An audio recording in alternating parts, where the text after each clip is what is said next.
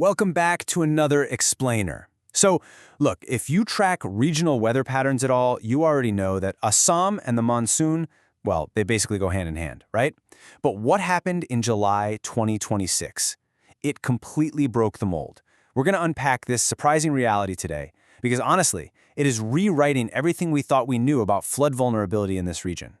To really wrap our heads around this, we've got to start with the human scale. Over 7.21 lakh people across 11 districts have had their lives totally upended by these surging waters. We're not talking about some small, localized event here. This is a massive, multi-district emergency that's literally forced tens of thousands of people into relief camps. To put that into perspective for a second, imagine nearly 900 of your local neighborhoods just completely submerged underwater. And the physical scale, it's just staggering. Satellite imagery shows the Brahmaputra River expanded to an unbelievable 21 kilometers wide near Jorhat. That is roughly 3 times its normal visible width. I mean, we're talking wider than the entire island of Manhattan is long. The river essentially just swallowed up all the adjoining settlements and farms. So here's our roadmap for this explainer. First, we'll look at the swelling of the Brahmaputra. Second, a shift in its course. Third, the infrastructure that's currently underwater. Fourth, the impact on Assam's tea industry. Fifth, Kaziranga as a safe haven. And finally, the urgent need for adaptation. Okay, let's dive right into Section 1, Swelling of the Brahmaputra, and get a view of this from space. To really grasp the magnitude of what's happening here, analysts use the EU's Copernicus satellite radar to compare the valley to pre-flood baselines. And honestly, what they found was pretty startling. The maps showed these river channels just aggressively carving right into farmlands, basically turning solid ground into this massive, interconnected inland sea stretching all the way from Golpara to eastern Assam. Which brings us to Section 2, a shift in course, focusing on how Upper Assam got inundated. See, historically, massive flooding has usually been confined to your typical downstream channels. You expect it there. But the 2026 reality is vastly different. Extreme, totally anomalous rainfall hit Upper Assam. These are districts completely unaccustomed to flooding on this kind of scale. Take Cherideo district, for instance. It received an astonishing 436% above normal rainfall. 436%! That just sent water surging directly over populated terrain. Now, this disaster was essentially a giant chain reaction. Step 1. Extreme upstream rain hit Nagaland, specifically the Mon district, which got a third of its average July rainfall in literally just 8 hours. Step 2. Because those hills were already totally saturated, the slopes just collapsed, triggering some really deadly landslides. And then Step 3. This massive wall of water and debris traveled downstream, spilling forcefully over Assam's embankments and just draining straight into the Brahmaputra over open land. And of course, this chain reaction heavily impacted the local tributaries too. Take a look at the Daikau River in Sivasagar. Now, its official danger level is 92.40 meters, but it violently surged past that to a severe flood level of over 94 meters. It got so bad that authorities had to step in and completely halt all fishing and bathing activities just to prevent any further tragedy. All right, moving on to Section 3, Infrastructure underwater and the very real human toll of this disaster. Here's a striking question for you. Why are over 82,000 homes in Assam suddenly sitting in the dark? I mean, imagine dealing with a severe flood, and then suddenly, bam, the lights go out. Over 82,000 consumers, mostly in Upper Assam, lost power. But here's the thing. This wasn't just because equipment broke down. It was actually a deliberate, absolutely critical safety measure. You see, power authorities had to initiate massive precautionary shutdowns. If they left the grid active with waters rising that high, they would have risked mass electrocution and permanent infrastructure damage. So they took over 1,700 distribution transformers completely offline. They disconnected critical 11 kV feeders and shut down multiple substations.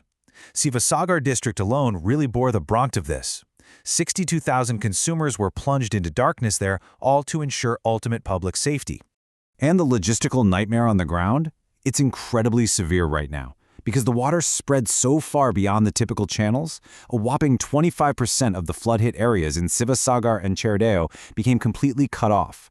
Relief workers literally couldn't reach them.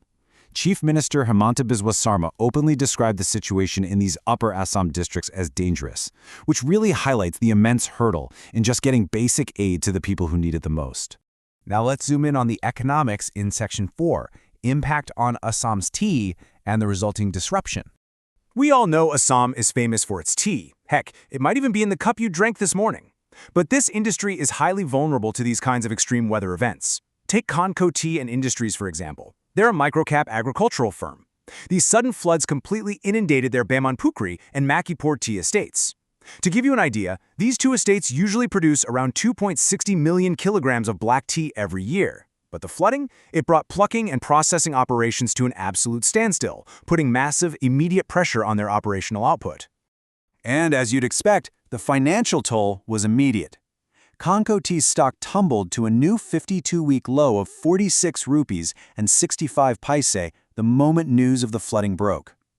And while operations at some estates have managed to resume, others are still totally offline. They're just stuck, waiting for insurance surveyors to come out before they can even think about rebuilding. Okay, shifting gears a bit. Section 5, Kaziranga, a safe haven, and why the wildlife is thankfully largely safe. Now, if you've been on social media lately, you might have seen some panic regarding the Kaziranga National Park and Tiger Reserve. But we really need to look at the actual facts on the ground here. Divisional Forest Officer Arun Vignesh directly clarified the situation. He stated that there are only a few inches of water accumulating in specific low-lying forest camps. As he rightly points out, this is totally normal, seasonal water accumulation for a floodplain ecosystem. It absolutely should not be mistaken for some devastating flood event. So, the good news, the UNESCO World Heritage Site and its amazing wildlife are largely unaffected. Finally, let's look at the big picture. In Section 6, the need for adaptation and evolving our strategies. The core issue here really lies in the basic hydrology of the Brahmaputra itself. As this massive river exits the mountains and enters the flat Assam Valley, it dramatically slows down. And when it slows, it deposits huge amounts of sediment. Over time, all that sediment actually raises the riverbed, which means the channel can hold less and less water. So naturally, the river's going to abandon its old course and forcefully carve out new channels. And really, that's exactly why we saw those sudden massive surges in Upper Assam this year. It's just geology in action. But managing this kind of dynamic river, it's met with some deep systemic hurdles, according to editorial analysis from the Indian Express. The current state strategy relies really heavily on static, permanent embankments. But think about it, that's ultimately incompatible with a river that naturally shifts its bed. On top of that, the institutional body tasked with overseeing all this, the Brahmaputra Board, is reportedly hampered by long-standing staff shortages and just a lack of adequate technical capacity to proactively respond to these rapidly changing realities. So I'll leave you with this thought. We've seen the satellite data, the economic disruption, and the literally shifting geography. As extreme weather events keep amplifying these natural vulnerabilities, how must our institutions evolve to manage a river that simply refuses to be contained? Understanding these mechanics is really the first step toward a lasting solution. Thanks so much for joining me on this explainer, and keep learning.